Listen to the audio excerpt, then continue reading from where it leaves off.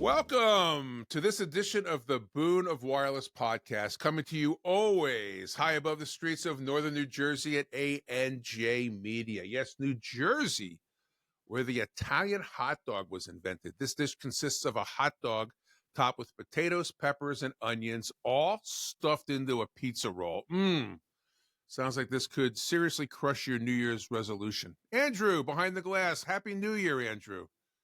Happy New Year, John. I assume that the Italian hot dog is one of your favorite snacks? Yes, John.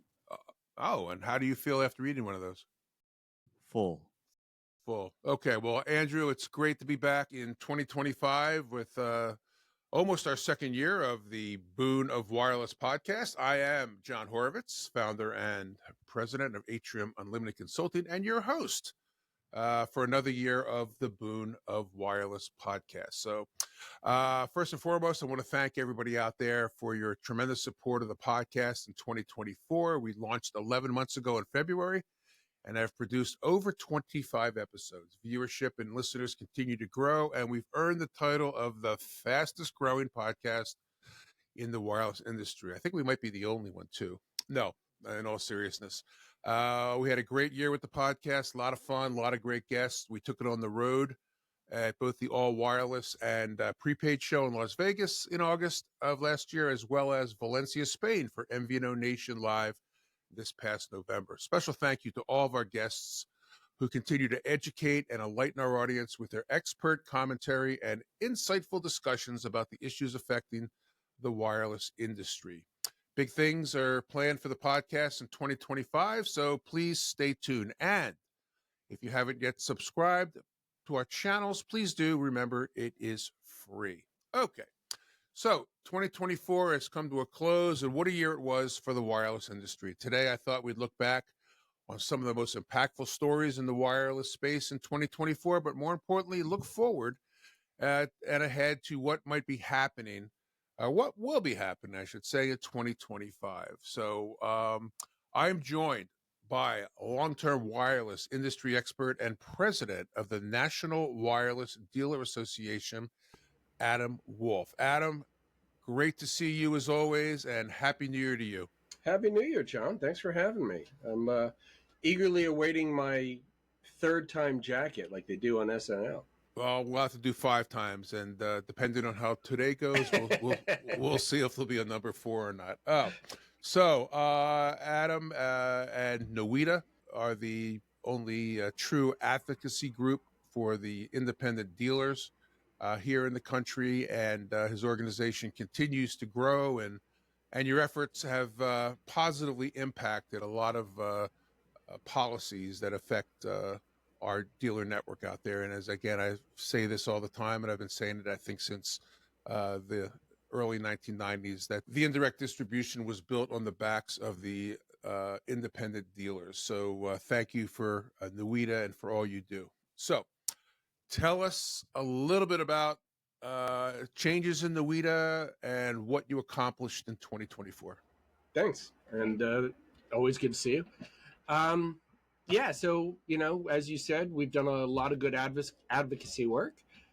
We continue to work with organizations like repair.org for right to repair laws. A couple of months ago, for the first time, I was invited to moderate a panel at the E-Summit, which is the Electronics Recycling Summit, as more and more wireless dealers get into recycling old phones, especially the ones that they trade in.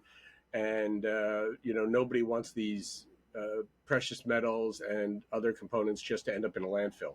So we're working with companies on how dealers can help recycle those parts and get them into new phones. We've also been working very hard with the T-Mobile US Cellular merger and a few other things. And on the other side, on the trade, we added a number of new vendor partners. We brought in new revenue opportunities and new revenue streams for the dealers. We're headed to CES back in Vegas. Last year when we were there, we met and then ultimately signed 2 new vendor partners, a company called Explora that makes a children's smartwatch, and one called MM Guardian that makes a children's smartphone. So dealers can now sell both of these products and, you know, up their revenue streams a little bit, get a little bit more money in the pocket. So yeah, 2024 was a pretty good year for NAWIDA. Good. Congratulations. And we're going to talk more about how to contact NAWIDA at the end of the broadcast. That's the link right there, right? Well, not yet. It'll be there, though. Don't worry. So 2024 was an interesting thing for some of the MVNOs, or what were MVNOs, and I've written about this and talked about it in a couple different publications, that some of our favorite MVNOs are no longer in the MVNO bucket, and that would be, of course, Mint and Ultra, purchased by T-Mobile, and I guess we refer to them as brands now, even though when you talk to the affected parties, they said nothing has changed. But these companies now are backed by big-pocketed T-Mobile, as the Verizon acquisition of TracFone. I don't know if we can refer to those as MVNOs anymore, as they are brands. So I'm probably missing one or two. But what is your thought on that? And this goes back to what my very first guest and our good friend Peter Adderton talked about, is the landscape has definitely changed in the MVNO world. And what's NAWIDA's thought on that? And how do you plan to continue to support independent dealers when their former counterparts are now brands of the big three carriers? Yeah, John, you hit the nail on the head. I think it's really important that once an MVNO gets purchased by a carrier, and it doesn't matter who it is, that we in the industry stop calling them MVNOs and start calling them brands. And if you haven't watched the podcast from episode 1, definitely go and watch Peter's leadoff episode. He's always a great watch and a great guy to talk to. But yeah, the only one that even mentioned it, Dish kind of put out a press release that said Boost is no longer an MVNO, it's a brand, and they've fully embraced it and gotten behind it. I've seen other articles written, and I've reached out to the authors. But yeah, to me, it's very important that Ultra, the newly rebranded Total Wireless, which was part of Track, and like you said, Mint, and even the guys who were created originally by brands, Visible, are not MVNOs. They are owned by the carrier. They are brands. So yeah, if you want to talk about MVNOs, you need to talk about guys like Mobile X, like Eco, like Leica. Those are MVNOs. Everybody else and they were, Ultra was an MVNO, Mint was an MVNO, but no, they are most definitely brands now. And I'll die on this hill, as they say. I will not call those guys MVNOs anymore. All right, good. You mentioned earlier working on the T-Mobile US Cellular merger. I don't think you're actually involved in the negotiations. I think what your position is to make sure that those dealers that currently sell US Cellular are protected, as was your advocacy during the T-Mobile Sprint, and then of course the T-Mobile Mint and the Verizon Track. Yeah, it's not that T-Mobile or US Cellular C team has invited me around the table, but we've been talking with people who are intimately involved in the negotiation. Have you spoken to any of the dealers at US Cellular or any of the current employees there to get their view on what potential impact is? Yeah, most of them, as with any merger that's pending, goes, say we can't talk about it until it's a done deal. You and I both have seen enough mergers in this business that don't go through at the last minute. AT&T, T-Mobile, probably the biggest. T-Mobile got $6 billion out of that for not merging. So nobody's usually willing to talk from the inside about it. It's interesting. I was reviewing a few podcasts from 2024, and I made the comment that I survived 3 acquisitions when I realized I didn't survive 3. and those were 3 that actually went through. Those are 3 that went through, and right. But look, you touched on it, John. Our focus is the indirect dealers who are currently selling US Cellular what's going to happen to them. It's a similar conversation to the Boost and Metro store conversation. If there's a T-Mobile store in the neighborhood of a US Cellular store, what happens? And that's where our focus. We're looking to protect those guys. Okay, good. Let's change gears a little bit. When this airs, you will be in Las Vegas at the Consumer Electronics Show. Last week, I had as a guest Gary Shapiro, who is the CEO of the Competitive Telecom Association, the CTA, which owns CES. And we had a very lively chat about a lot of things that they're doing and the changes that their organization has made. And they're looking forward to having about 110,000 people in Vegas. And it'd be interesting to see what some of the key themes are out there, other than what we've seen for the last couple of shows, which was driverless cars, AI. NAWIDA is proud we're an affiliate association with CTA. That's one of the reasons that we go to this show. For us, because it's such a huge show, and because it's really, the focus is all consumer electronics, not just wireless, we typically go there looking for new things, fun things, cool things that the dealers can sell and up their revenue. So anything that they may not have in their stores yet, whether it's something that's grab and go, whether there's an activation and a residual income with, we're looking for new products and services for the independent dealer to sell, no matter whatever carrier or MVNO they're affiliated with. This year, you touched on it. Last year was a little bit of AI. I fully expect, to be in the deep end of the AI pool this year. I'll be shocked and somewhat disappointed if when I walk onto the show floor, I'm not greeted by a robot. I'm sure they're going to be there. It's, but that's really going to be, I think, the deep end of the pool. And I think I've already seen kind of touches on it where dealers are going to be able to implement AI, for example, for their website chats. If somebody goes, hey, how much is this case? The AI system will be able to check the inventory and go, hey, that case is $29.95. We have 30 of them in stock. Do you want me to place an online order for you? And all that'll happen without any human interaction. And then the folks at the store will get a pop-up on their screen that says new order, fulfill this. That's, I think, kind of the first step that we're going to see as it relates to the dealer. It's obviously going to go much deeper than that. There are quite a few shows on the docket here in the U.S. and also abroad. You've got Mobile World Congress coming up in Barcelona, which I attended last year. It was overwhelming, but it was a good show, and a lot of good things came out of it for my company, Atrium Unlimited Consulting. Any plans for NAWIDA to start looking at dealers internationally? Well, you never say never.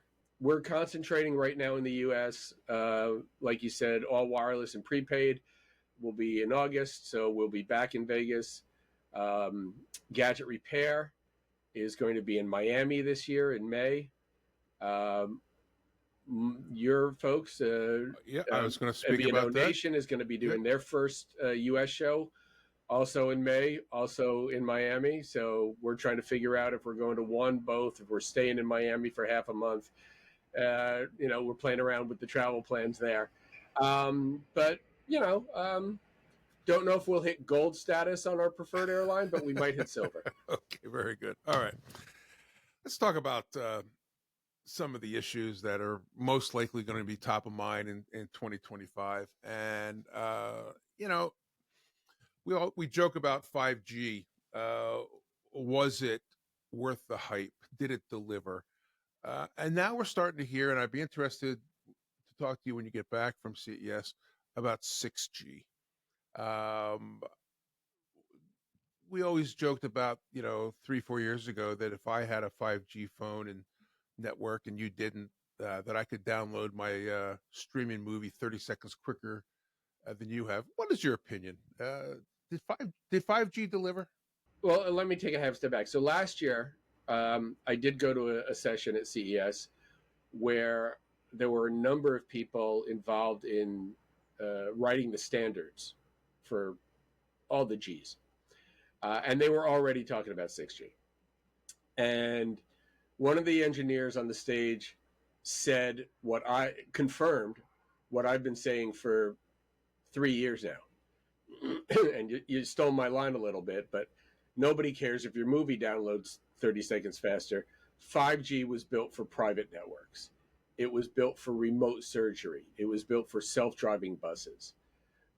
And while there are a couple of people who have self-driving cars, at least the beginning of that, nobody has a self-driving bus yet. I know there have been some trucks.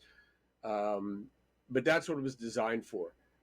In my humble opinion, the carriers have not done, and this is as a group, not done a really good job selling that. You're starting to see it now a little bit, but they haven't really broken into the private market yet. You're starting to see a few press releases here. They came out and pushed. In fact, Verizon actually ran a commercial that said you can download your movies faster. And they started doing that because all these companies are publicly owned. They have shareholders. They have boards. They've spent hundreds of millions of dollars doing 5G, upgrading the towers and the base stations.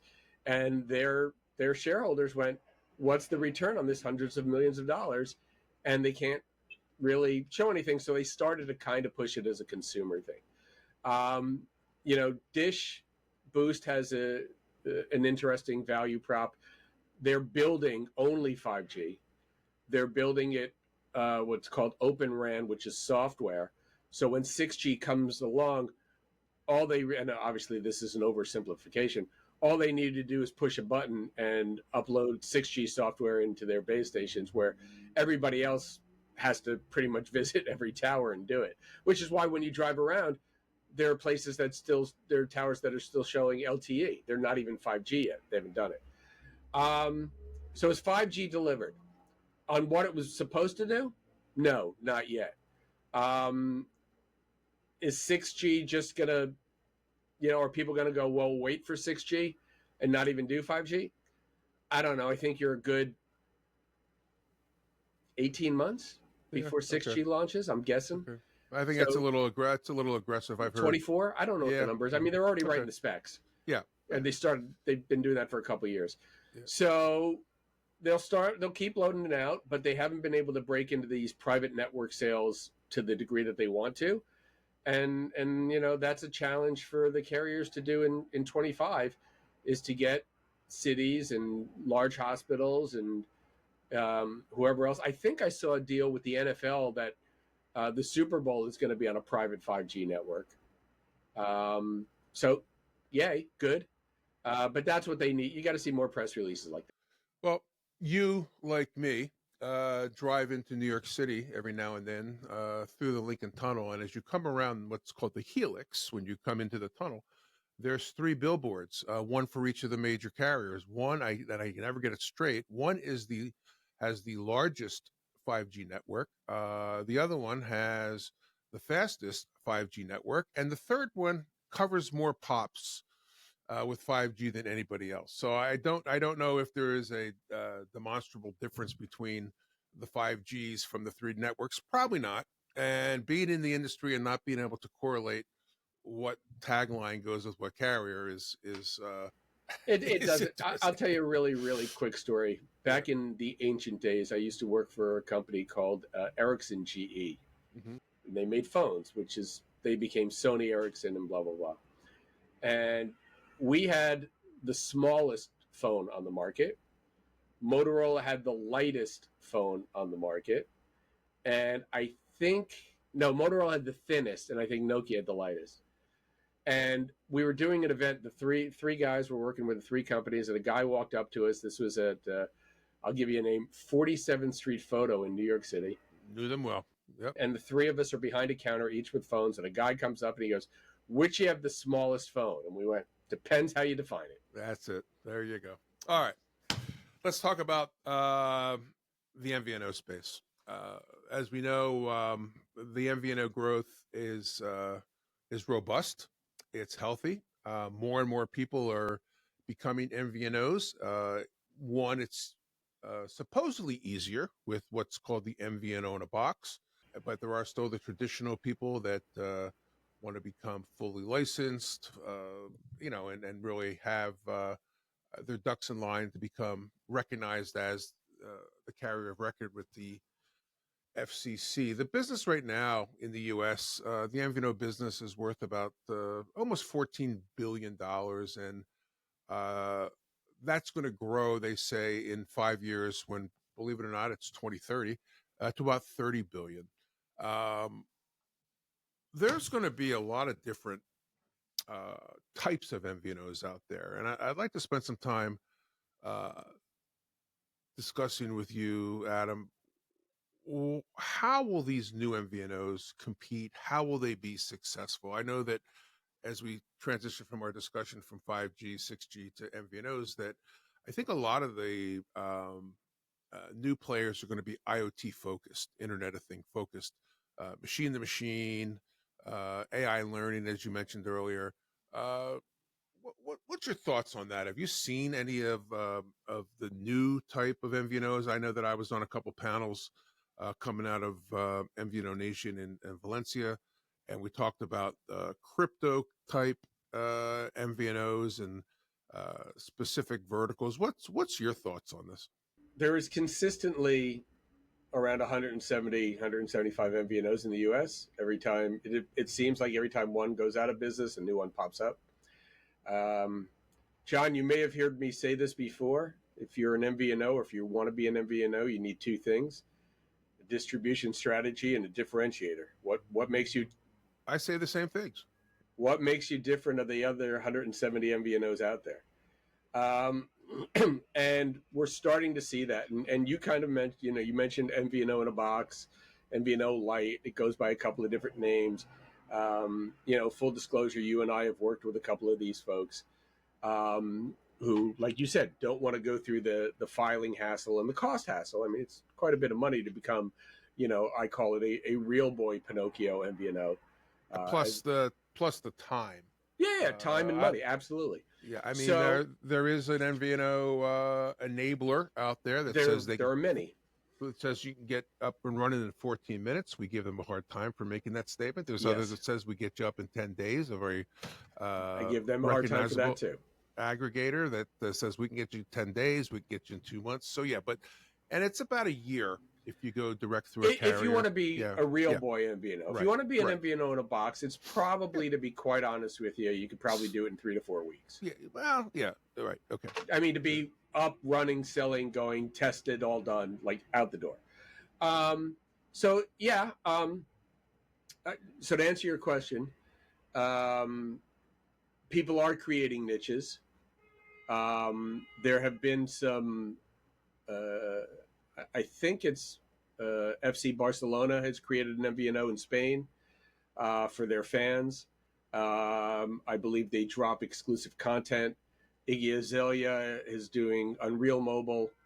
So you're starting to see some quote unquote names. There have been others that have been launched with smaller names. There was a boxer who had his own MVNO. We've seen some, as you mentioned, IoT. I know of a gentleman in the U.S. that is working with elevator emergency call boxes to make those wireless and drop a SIM in these call boxes and update the ones that are there. And, so that's a niche. We have seen specific communities. We have seen kosher phones before launch with their own MVNOs. We have seen it in the Amish and Mennonite communities. So some of the more typically closed off communities are doing it themselves.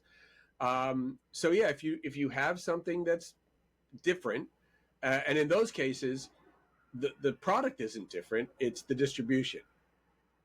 They're selling voice services and text and data like Leica or Mobile X or, Boom Mobile or any of those guys are, but they have the into those communities. IoT, obviously, if you're just selling, a ping of data here and there, utility meters, things like that. I don't know if it makes sense for a a new MVNO to concentrate only on that. I think if you're selling a ping of data, you can sell a ping of data, but we'll see. I'm sure they're coming if they're not here. Probably makes sense for the utility companies to do it themselves if they're big enough. Yeah, you mentioned FC Barcelona, which I think most of our audience knows is a fairly successful soccer team, or what they call football. Our crack research department just flashed up a quote on the screen that I'd like to read, because I think it really is indicative of how we're becoming more and more of a global John, as long as you community. don't try to do it in your Spanish again, you can read it. I will not. Their quote is, "Our vision is to make Barca mobile, a global brand that goes beyond just serving fans, uniting people worldwide and expanding Barca's global fan base. This partnership makes a pivotal moment in reshaping mobile connectivity in sports and entertainment, bringing FC Barcelona closer to its global community." First of all, our crack research staff for getting that quote up as we're having this discussion. But I think that's, in my opinion, what you're going to see a lot more with not just sporting teams, but all different types of industries that want to not only operate in their home country, but really expand. And, let me just stop for a second and say Fligs Mobile. We talked a little bit about cryptocurrency early. Or in the conversation, and Helium started that, but now you've got Fligs based in Zurich, Switzerland, that launched in the U.S. You've got Stack Mobile down in Florida that's also launching with a crypto earn crypto back. So you're seeing these companies not only operate in their home country, but bringing their brand across the oceans. I mean, look, the first company that did that really was Leica years ago, right? And one of their main differentiators was free calling if you call Leica to Leica anywhere in the world. So if you were Leica US and you called Leica UK or Leica Southeast Asia, it was a free call. So companies have, I think, a lot of them always kind of been looking to expand where it's a global economy. Barcelona, FC Barca has fans all over the world. They've played in the U.S. They've done tours in the U.S., so it makes sense, especially if they're going to do something like drop exclusive content or early admission to get tickets, early chances to get tickets as opposed to the general public. Like, we've seen this for years in the entertainment business where a concert promoter will make a deal with a credit card company. If you're a Citi card holder, you could buy tickets 2 days earlier, right? So if they do that with their own community, if they drop exclusive content, if you have a following, if you are FC Barca, if you are the New York Yankees, the New York Mets, the Dallas Cowboys, the NFL is now playing 3 or 4 games next season overseas. They're going to Berlin, I think, or Munich. They're going to do 2 in the UK and 2 in Germany. And they opened up the season in 2024 in Brazil. In Brazil. So, yeah. So, the NFL is certainly looking to grow their brand globally. Okay. John, you should probably call them and see if they can use your services. Well, Roger Goodell is next on my speed dial. So, there you go. Roger, if you're listening, we've got a mobile plan. We gotta talk, Raj. But anybody who does that, the NHL probably has it built in because they're probably the biggest American sport with the most amount of foreign players. Correct. They have so many players from Europe that come over to play in the NHL. Right. So and they already operate in 2 countries. Yeah, as Pinky Canada. And the Brain, the old cartoon, used to say, we're after world dominance, right? We want to rule the world, and you can do that now.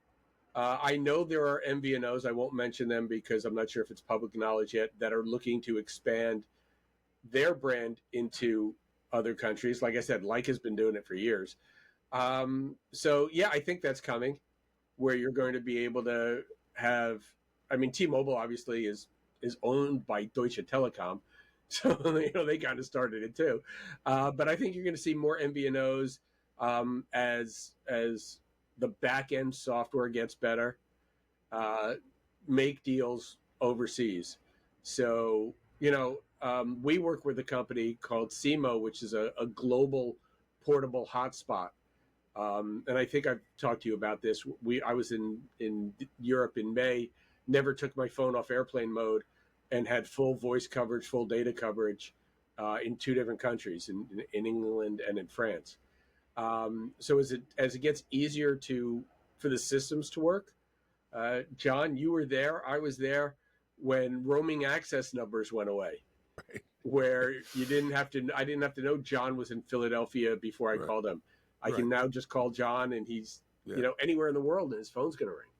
What was it? 1-800-222-ROAM. And then you would find that me was there. the national one, but each one was own, local. Yeah.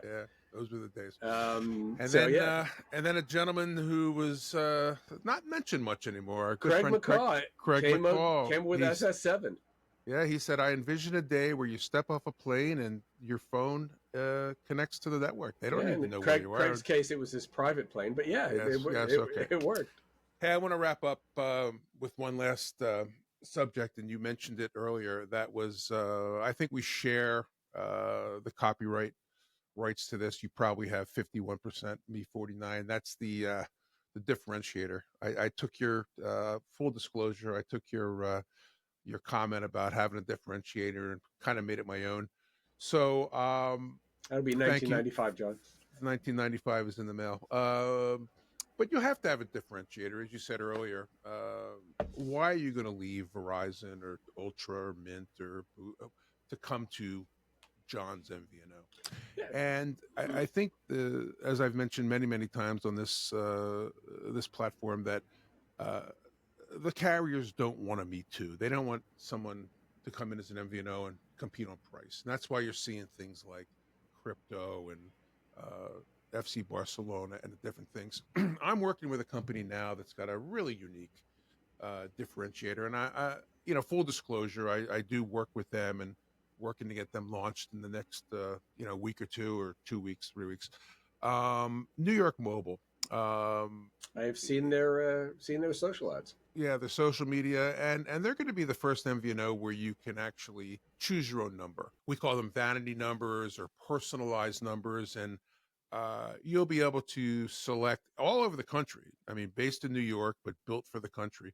From a base of about 60 million numbers anywhere in the country, to create a number through a search engine that would be, for example, 212-212 Adam, or for businesses, 212 or 718. And these are the iconic New York area codes that went away, and these numbers have never been issued. So there's no recycling, no spam. You're not getting a call from the flower shop. Formerly had the number looking for their order. These are brand new, pristine numbers. And this is a differentiator that the people that we've spoken to in the industry think is going to be revolutionary. And the challenge, I think, for the MVNOs that are going to be coming on board in 2025 and beyond is to find a differentiator like that, something that no one has ever done before. So I'm very anxious to see the reaction to New York Mobile and others. And so far, the response to the social media tease campaigns for New York Mobile, I saw the analytics last week. They're off the charts, and that's pre-launch. So there are things out there that you and I know. We've kicked around ideas before on, wow, we should have thought of that. But does anything come to mind to you without sharing any secrets? Or no, I don't think so. And you stole the differentiator part, but it's really a two. I didn't steal the differentiator part. We collaborated. Well, until you send me the 1995. So it's differentiator and distribution, right? And it's not hard and fast. It's not set in cement, but it's pretty close to it. You can have, if you have a good distribution, some of these, for lack of a better term, more closed communities, the Orthodox Jewish community, the Amish, the Mennonite, if you're embedded in that community and these people want to buy from people who are in that community already, then you don't really need a differentiator. But pretty much if you're not locked in hard and fast into that distribution, then you do. There are dozens of things that people can differentiate on. I know when I get a call. I know when you get a call because you told me when somebody calls and says, "I want to be an MVNO." It's the first question: what's going to make you different, right? And if they go, "I'm going to be the cheapest one out there," we go, "No, you're not. Not until you own your own towers." We say best of luck. Let us know how it works out. Call us when you have something. Yeah. You know, there are a lot of things that you can differentiate on, whether it's exclusive content, whether it's, you know, exclusive access. We mentioned Barca, you know, ticket access, you know, behind the scenes, you know, tour the locker room, whatever it is. And if the general manager of Barca's listening to this, you're getting a bill too for $19.95. But, you know, so there are a lot of things you can do as a brand MVNO, as somebody who's tied in with that brand. But you've got to have, obviously, you need to either be FC Barca, or you need to, you know, be the son of the owner of FC Barca and have a direct line in there to be able to get it. But I do think you're going to see more branded as opposed to, we'll just kind of call it sports entertainment brands. I think you'll see, like I said, we've seen some of those try and fail. I think you'll see some of the bigger brands do that in the next year or two. And especially because, like you said, there are MVNO enablers, there are MVNO in a box. They don't need to go build a billing system. They don't need to build, you know, a support system or anything like that. That can all be done for them, and they can worry about whatever their exclusives, their content is going to be. Well, and they focus on sales and marketing, which exactly. is what any good entrepreneur is good at. Exactly. Adam Wolf, I am interested in learning more about the National Wireless Independent Dealer Association, not me personally, but our listeners and viewers out there. How does one contact NAWIDA? NWIDA.org. If you're looking to join already, by the way, let me just mention that if you are an independent wireless shop, and I'll define that by, you can do repairs, you can do what we call sales, and it's wireless. You can be a satellite guy, marine guy, two-way radio, anything that has to do with wireless, obviously cellular. And you want to join, NWIDA.org/join today. With our vendor partners, they're all listed on our website. We're going to save you upwards of $20,000 a year. If you want to give us a try, you can try us for 2 months for $1. So if you want to see how much you can save in 2 months and risk $1 doing that, click on the link. Do that. Like you mentioned, John, I'm not currently in Vegas, but when you're watching this, I will be. So that 20,000 number is going to go up this year. I'll guarantee you that. We're going to be talking to new partners who are going to be offering discounts exclusively to our members, new revenue streams, things that you're going to save on that you already use: credit card processing, payroll processing, point of sale software, accessories, anything that you're using that you need to run and sell in a wireless shop. We're going to save you money. And you support our advocacy work that we talked about earlier. Very good. Well, Adam Wolf, as a favorite shock jock of mine says, you've said it all. And I probably not, because I'm looking forward to my upcoming 4th appearance on the Boon of Wireless. It's always a pleasure, John, to talk to you. Yep. Yeah, always pleasure to talk to you. And actually do something constructive with the normal stuff that we talk about anyway.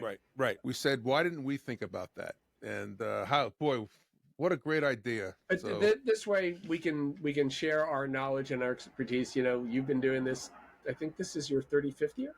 34th next month, 34 years. 34 and years. You have about 4 or 5 years. I think right? I'm in my 38th. All right. Which is remarkable because I'm 45. Which proves again, you can teach old dogs new tricks. Adam Wolf, thank you for joining us. We've got some big guests and some very interesting people lined up for the Boon of Wireless in 2025. Thank you again for all your support, and we'll see you next time. Thanks.